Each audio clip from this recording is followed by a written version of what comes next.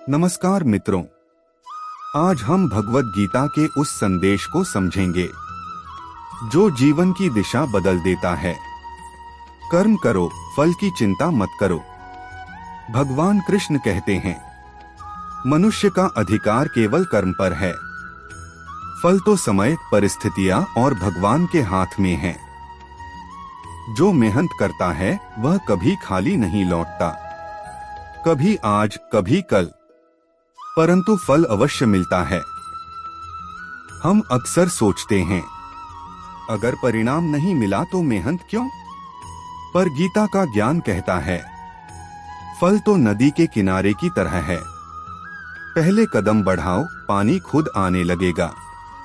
जीवन में दो रास्ते होते हैं, एक आसान जिसमें हार मानना सरल है, दूसरा कठिन जिसमें प्रयास लगातार करना पड़ता है। गीता कहती है, सही रास्ता वही है जो हमें बढ़ने, सीखने और मजबूत बनने की प्रेरणा दे। कर्म करते समय मन में संदेह न रखो। संदेह मनुष्य को कमजोर करता है और श्रद्धा मनुष्य को विजेता बनाती है।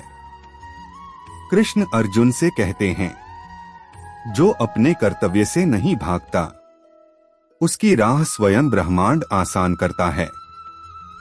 इसलिए परिणाम छोटा हो या बड़ा, कर्म करते रहो, थककर रुकना नहीं।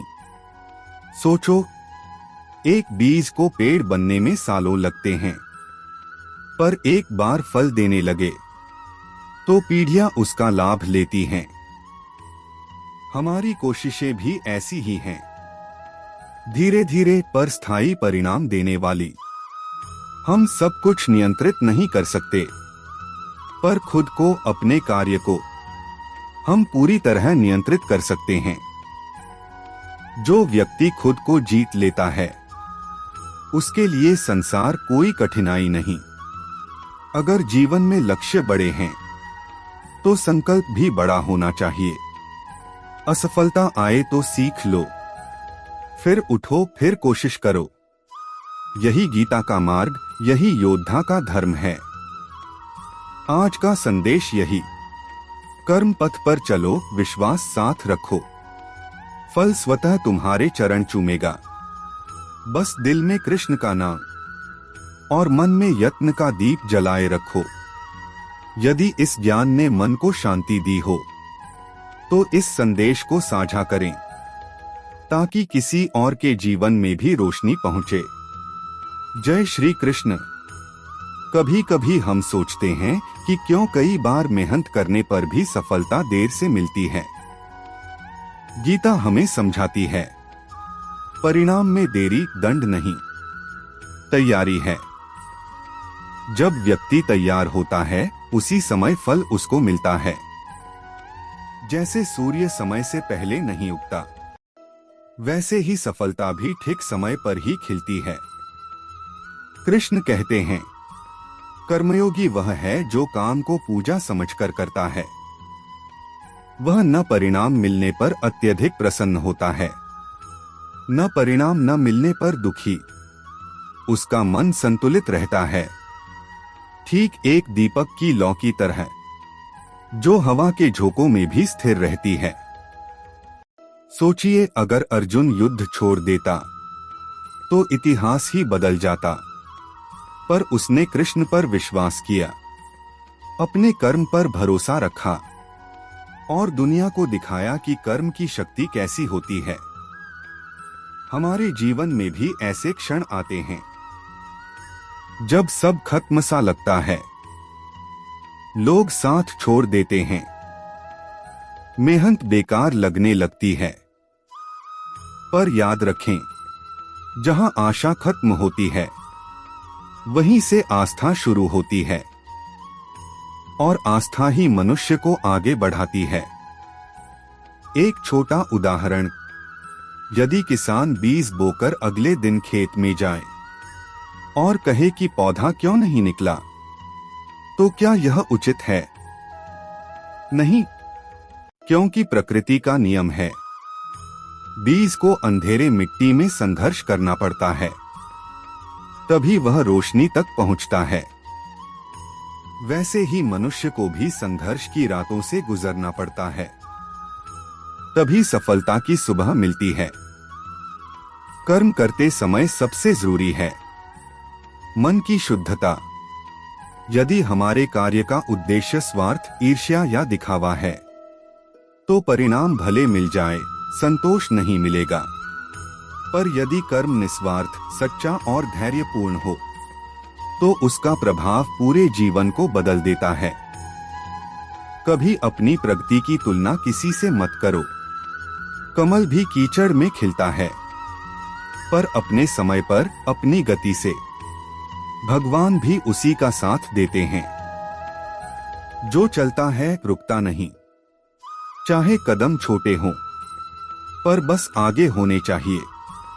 गीता का सार यही है कि कर्म में मन लगाओ, फल की चिंता छोड़ दो, क्योंकि चिंता ऊर्जा कम करती है और श्रद्धा ऊर्जा बढ़ाती है।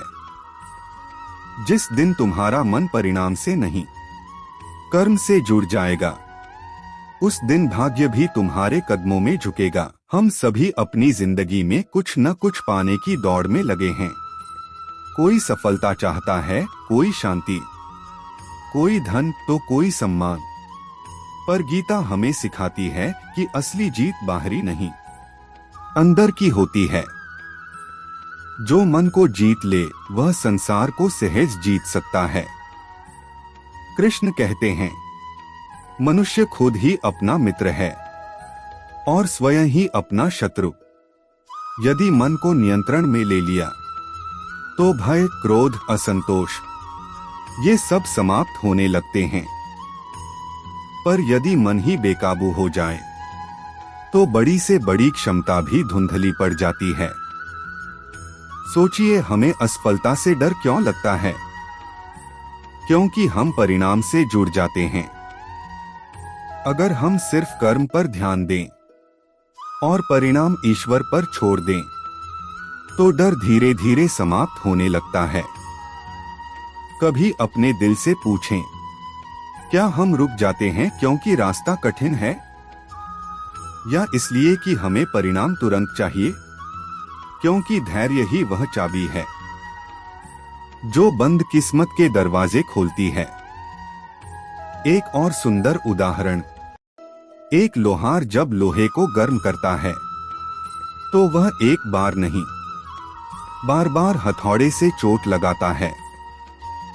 लोहा हर चोट पर थोड़ा थोड़ा आकार लेता है और अंत में वही लोहा तलवार बन जाता है। संघर्ष की चोटें ही हमें मजबूत बनाती हैं। जीवन में लक्ष्य बड़ा हो तो संघर्ष भी बड़ा होगा, पर याद रखना, दबाव वही महसूस करता है जिसके अंदर दम होता है। कमजोर पत्थर टूट जाता है, मजबूत पत्थर मंदिर में भगवान बन जाता है। कर्मयोग का अर्थ सिर्फ काम करना नहीं, काम को प्रेम से करना है। जहां प्रेम हो, श्रद्धा हो, वहां थकान बाधा नहीं बनती।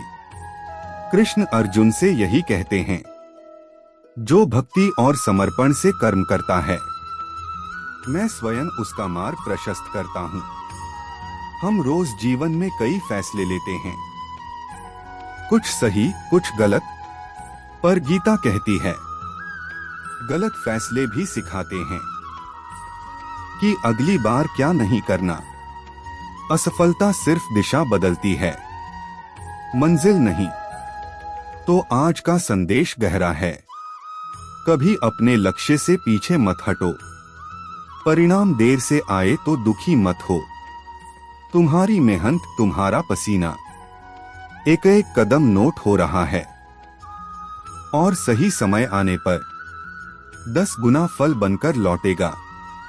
चलो आज खुद से वचन लें, मैं कर्म करूंगा, धैर्य रखूंगा और स्वयं पर विश्वास रखूंगा, क्योंकि भगवान भी उसी की मदद करते हैं जो अपनी मदद खुद करता है। टिप्पणी में लिखें, जय श्री कृष्ण, मैं कर्मपथ पर हूं।